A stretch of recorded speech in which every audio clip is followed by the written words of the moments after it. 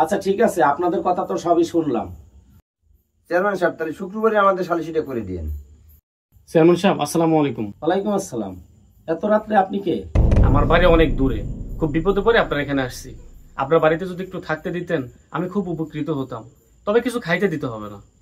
আচ্ছা ঠিক আছে, আমার বাড়িতে থাকতে আপনার কোনো সমস্যা হবে না, আর আপনারা আজকে আসতে পারেন। চেয়ারম্যান সাহেব, শুক্রবারের তারিখটা কিন্তু ফাইনাল। আচ্ছা ঠিক আছে, আসেন, আপনি ভিতরে আসেন। গেলাম।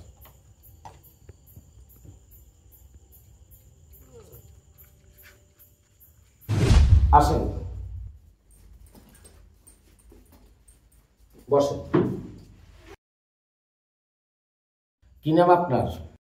আমার নাম সোহাগ। সোহাগ সাহেব, রাত্রে আপনি এখানেই ঘুমাবেন। চলেন এখন, উপস্থিত মতন আমার বাসায় কটা ডাইল ভাত খাবেন। আসেন। না চেয়ারম্যান সাহেব, আমি কিছু খাবো না। আপনি আমার থাকতে দিচ্ছেন, এতে আমার অনেক উপকার হয়েছে। আরে কি বলেন, আমি একজন চেয়ারম্যান, আপনি আমার বাসায় না খাইয়ে শুয়ে থাকবেন, এটা কি হতে পারে? আসেন আসেন, খাওয়া দাওয়া করবেন আমার সাথে।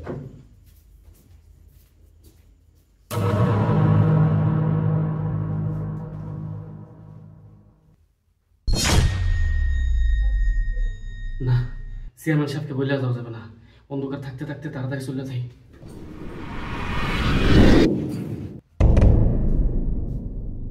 আরে লোকটা কই গেল? লোকটা কি চইলা গেল? একটু বইলেও গেল না। ও, দরজা খোলা, তা চইলেই গেছে।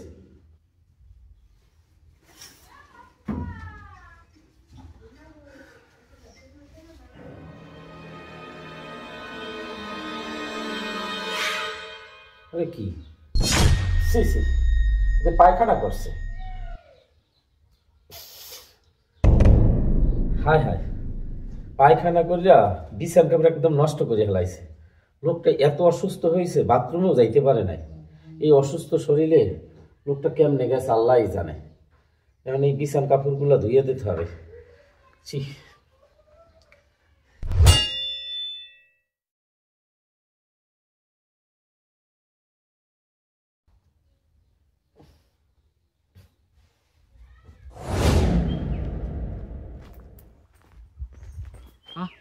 আরে আমার মোবাইল, আরে মোবাইল তো বালিশের নিচে রেখে আসছি।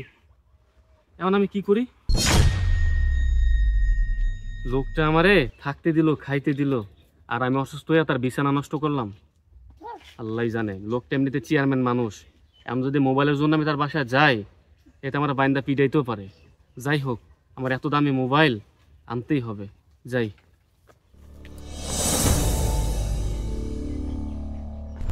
আরে চেয়ারম্যান সাহেব এই জায়গাতেই মনে হয় ওই কাতা কাপড়গুলো ধুইতেছে। আমার দেখলে যা কি করবে আল্লাহ, এখন আমি কি করি?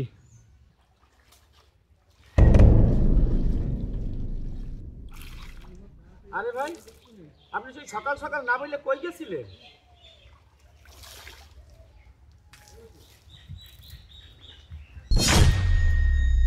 চেয়ারম্যান সাহেব, আসসালামু আলাইকুম।